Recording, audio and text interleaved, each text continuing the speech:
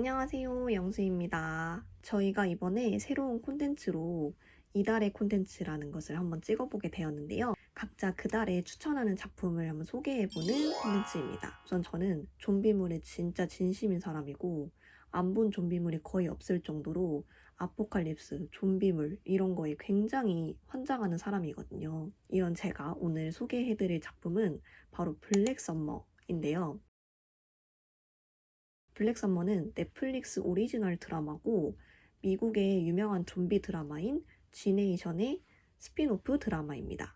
총 시즌 2까지 지금 나와 있는 상황이고 8화로 구성이 되어 있어요. 시즌 1은 러닝타임이 한 화당 한 20분에서 45분 정도여가지고 정주행하기에는 아주 딱인 작품입니다. 블랙 썸머가 어떤 내용으로 전개가 되냐면 갑자기 좀비 대재앙이 시작이 되면서 이야기가 시작이 되는데 주인공 로즈가 좀비 사태 속에서 잃어버린 딸을 찾아 스타디움으로 가는 여정을 담은 내용이에요. 이렇게 딸을 찾으러 다니는 과정에서 주인공이 여러 사람들을 만나고 생존을 하는 스토리랍니다.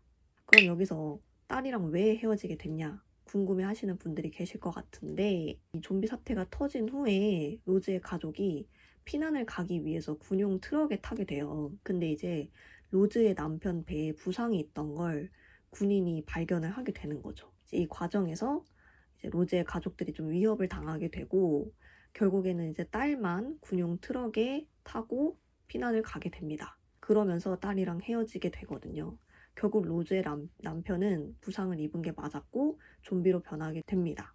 그래서 로즈 혼자 이제 여러 사람들을 만나면서 딸을 찾으러 다니게 돼요.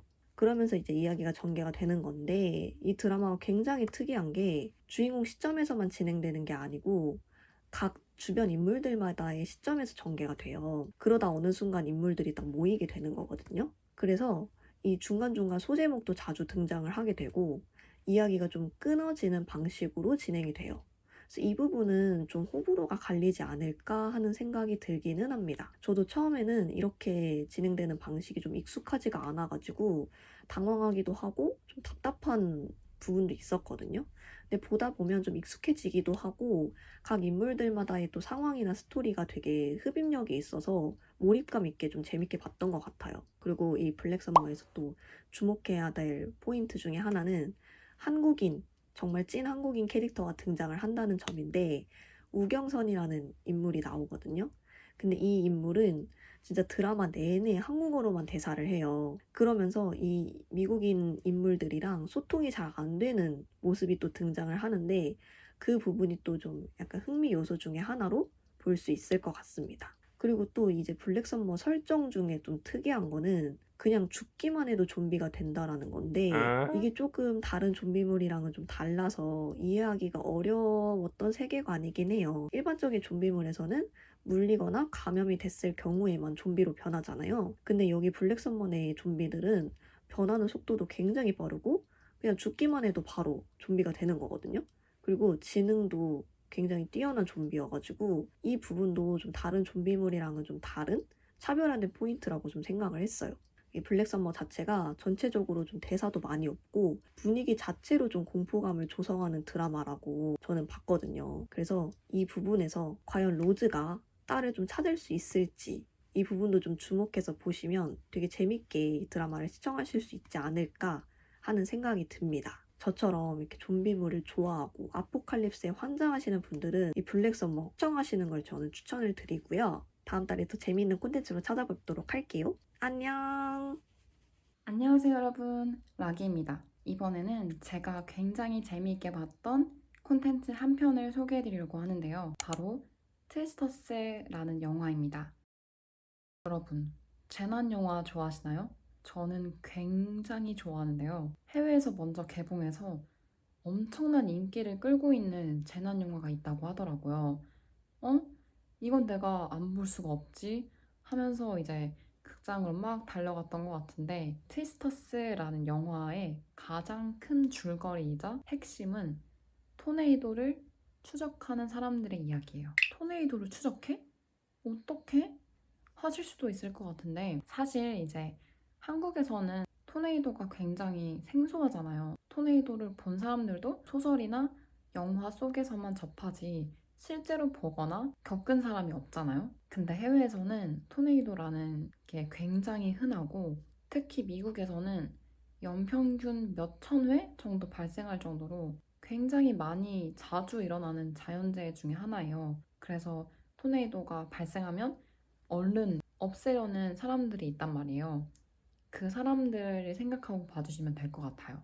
이 영화에 등장하는 주인공도 그런 일을 하는 사람이었습니다. 주인공인 케이트는 대학 시절에 친구들이랑 막 모여가지고 토네이도가 발생하면 가서 막 추적하고 그걸 없애려고 이제 소멸시키려는 연구를 한 사람이었어요.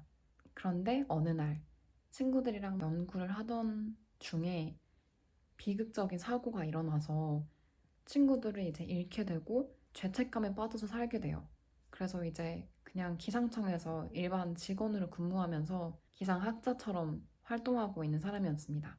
그런데 이제 꼭 영화가 전개되려면 그런 게 있어야 하잖아요. 이 친구를 다시 토네이도 추적으로 끌어오게 할 요소. 바로 예전에 함께 토네이도를 추적하던 친구 중 한 명이었어요. 합이라는 친구가 케이트를 찾아옵니다. 와서 이렇게 말해요. 케이트, 요즘에 토네이도 많이 발생하는 거 알지? 우리가 그때 친구들이 잃었던 것처럼 사람들이 많이 희생되고 죽어나가고 있어. 우리 이제 그때보다 나이도 많이 들었고, 활용할 수 있는 기술이나 자원도 많고, 내가 신박한 방법을 하나 알고 있어서 너가 토네이도 추적하는 것만 잘해주면 우리가 완전 소멸하는 거 잘할 수 있어. 이렇게 하면서 막 이렇게 옆에서 꼬드겨요. 당연히 트라우마로 점철된 삶을 살던 이제 케이트는 당연히 싫다고 하죠. 못하겠어. 나 그냥 이렇게 살래. 하지만 이제 영화 전개를 위해서 다시 그 토네이도 추적하던 때로 돌아갑니다. 가서 토네이도 인플루언서인 타일러를 만나고 이제 수많은 일을 함께 하면서 영화가 전개가 돼요.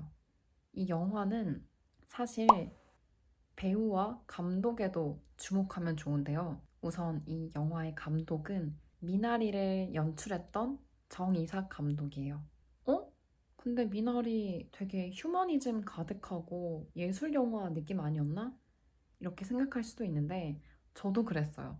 저도 미나리를 굉장히 재밌게 봤던 사람으로서 이 감독이 미나리의 거의 100배가 넘는 예산의 대형 블록버스터를 할 수가 있다고?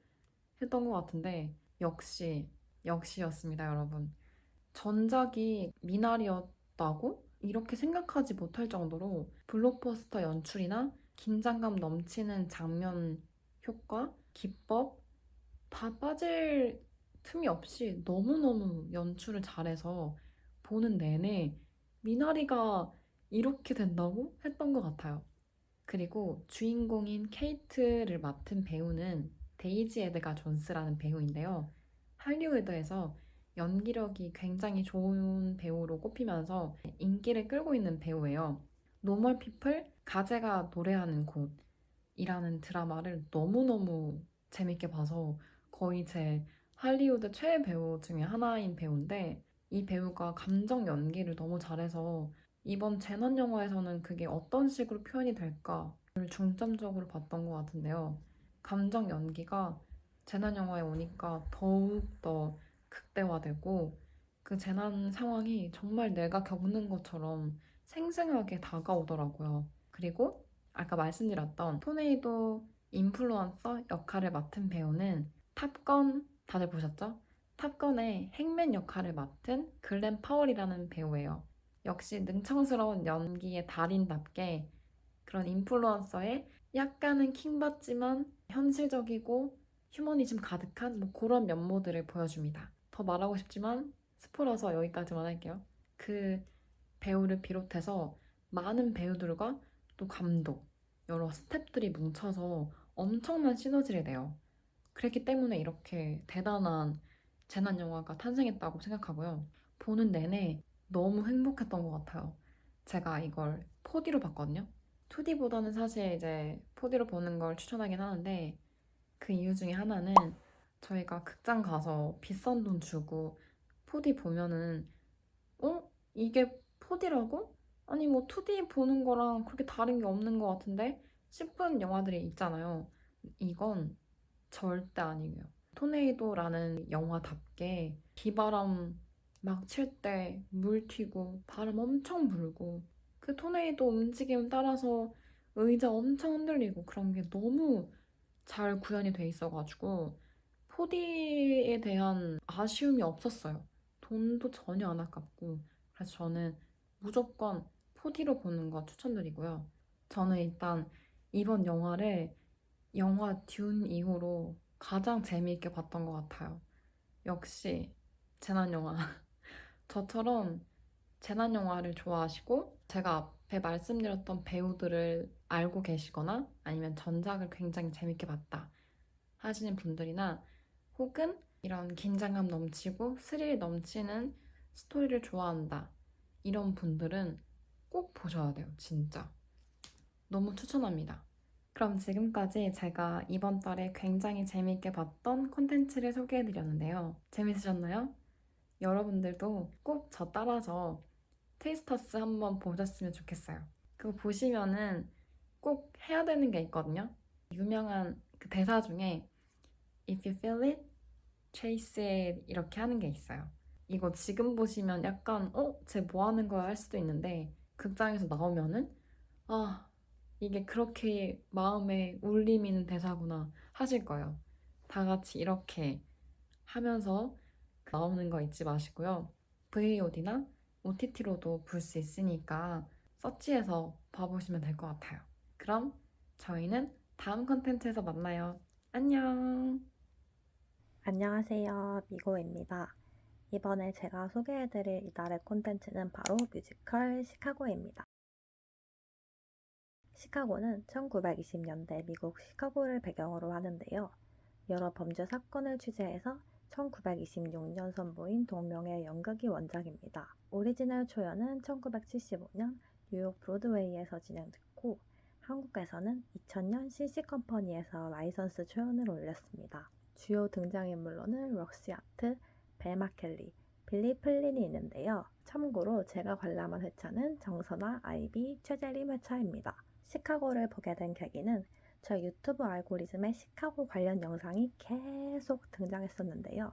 한 번 보고 나니 계속 보게 되고 그 이후로 시카고로 도배가 되어서 실제로 뮤지컬을 관람하면 어떨까 궁금하게 되어 피나는 티켓팅을 통해 다녀오게 되었습니다. 여러분도 쇼츠로 시카고를 한 번쯤 접해보지 않으셨나요? 이쯤 되니 어떤 내용인지 궁금하실 테니 가볍게 시카고 줄거리를 소개해드릴게요. 화려한 재즈싱어를 꿈꾸던 럭시 아트는 현재는 자동차 정비공 에이머스 아트의 아내로 평범한 삶을 살고 있었습니다. 그러던 어느 날 내연남 프레드 케이슬리가 자신에게 이별을 고하자 이에 분노하여 그를 총으로 쏴버립니다. 총 맞은 사람이 어떻게 되었겠어요? 럭시는 살인 혐의로 쿡 카운티 교도소에 수감됩니다. 이 교도소에는 불륜한 남편과 여동생을 죽인 보드빌 공연 스타 벨 마켈리와 다른 살인범들이 수감되어 있었죠. 럭시는 무죄 판결을 받기 위해 시카고 최고 명성을 자랑하는 변호사 빌리 플린에게 사건을 의뢰합니다. 빌리는 화려한 입담과 언론 플레이로 정당방위를 주장하고 록시를 한순간에 스타로 만들어버립니다. 한편 벨마는 록시의 등장으로 순식간에 그동안에 받던 세간의 관심과 온갖 스포트라이트, 빌리가 변호를 약속한 재판 날짜까지 몽땅 빼앗기며 분노하게 되는데요. 무죄 판결 이후 보드빌에서 공연하기를 꿈꾸는 록시와 벨마, 두 사람의 운명은 과연 어떻게 될까요? 쿡 카운티 교도소에서 평생을 썩게 될까요? 혹은 형장의 이슬로 사라질까요? 아니면 끝내 원하는 자유를 되찾게 될까요? 어때요? 록시와 벨마의 다음 이야기가 궁금하신가요? 두 사람의 운명이 궁금하시다면 뮤지컬 시카고를 직접 관람해보시는 걸 강력 추천합니다. 이 정도 줄거리만 알고 가셔도 충분하고 스포일러를 꺼리신다면 정말 이 정도까지 알고 계시는 게 적당합니다. 이제 제가 관람한 캐스트 후기를 말씀드리려고 해요. 우선 벨마 역의 정선화 배우. 짧은 뚝단발 가발을 착용하고 나오시는데 개인적으로 탁월한 선택인 것 같아요. 영화 시카고 벨마 캐서린 제타 존스가 생각나기도 하고 시크한 헤어스타일이 주는 포스가 또 있었거든요.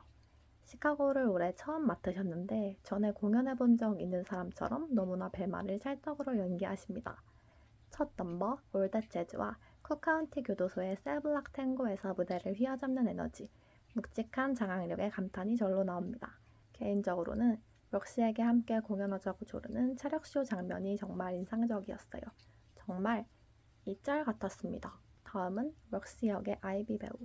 럭시의 교과서라는 말은 괜히 나오는 게 아니라고 느꼈는데요.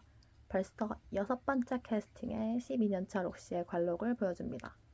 똘끼와 백치미를 보여주다가도 사랑스럽고 농염하게 변모하는 자기소개 넘버 럭시가 바로 그 증명입니다.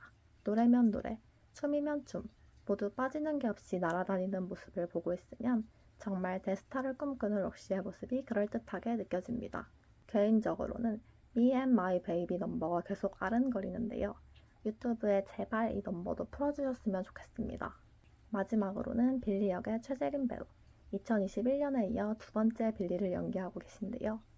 아무래도 시카고 슈츠 인기 바람을 불어오게 한 복화술 기자회견 넘버 We Bust Reached for the Gun을 저도 기대하고 있었는데요. 정말 입을 거의 안 움직이시더라고요. 너무 신기했습니다. 그리고 비싼 자동차 필요 없다고 외치는 홍학이 되시는 All I Care About 넘버도 계속 생각나더라고요. 그 노래가 머릿속에 계속 맴돌고 짱짱한 성량이 잊혀지지가 않습니다. 뮤지컬을 보고 나서 느낀 건 쇼츠에서 보는 게 정말 다가 아니라는 사실이었습니다. 주조연 배우뿐만 아니라 앙상블, 오케스트라, 그리고 관객들의 호응까지 모조리 느끼려면 아무래도 현장만한 게 없었어요. 시카고는 무대 장치가 화려한 극은 아닌데 그 이유를 알겠더라고요. 재즈 연주를 바탕으로 배우들에게 오롯이 집중하려면 화려한 무대는 오히려 극의 매력을 반감시킬 것 같다는 생각이 들었습니다. 기회가 되신다면 꼭 직접 뮤지컬을 관람해보세요. 아무튼 저의 시카고 추천과 후기는 이렇게 마무리되었습니다. 지금까지 저희 이달의 콘텐츠 소개 재미있게 보셨나요? 취향에 맞는 콘텐츠가 있으셨다면 댓글 남겨주세요. 여러분의 생각도 궁금하답니다. 그럼 오늘 영상도 시청해주셔서 감사하고 다음에 또 만나요. 안녕.